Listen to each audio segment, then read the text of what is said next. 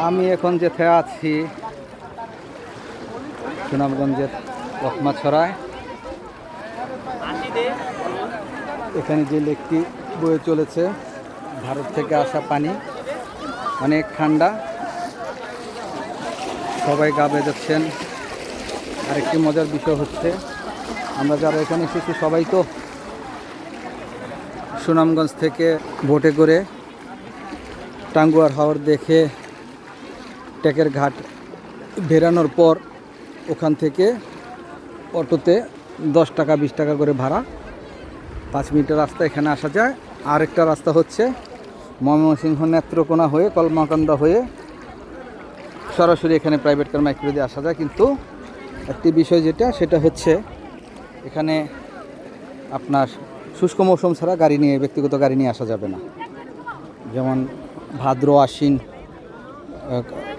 কার্তিক ওই সময়টাতে এখানে আসা যায়, রাস্তা পুরোই শুকনো থাকে। আর এখন ইচ্ছে করলে বাইক দিয়ে নেত্রকোনা কলমাকান্দা থেকে বাইক দিয়ে এখানে আসা যায়। আপনারা চাইলে যারা বাইক ব্যবহার করেন বাইক দিয়ে এখানে সহজে আসতে পারবেন। বর্ষা মৌসুম আসতে পারবেন, শীত মৌসুম আসতে পারবেন। তবে শীতে প্রাইভেট কার নিয়ে পরিবার নিয়ে এখানে বেড়াতে আসলে নিশ্চয়ই খুব ভালো লাগবে। শরীর শীতল করে দেয় এত ঠান্ডা পানি, অনেক সুন্দর।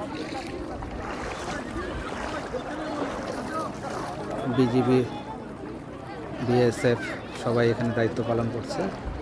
এই বর্ডার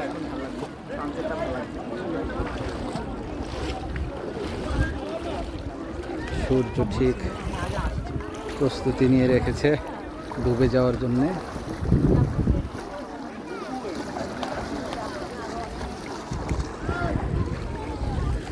অনেক স্বচ্ছ পানি, অনেক নুড়ি পাথর,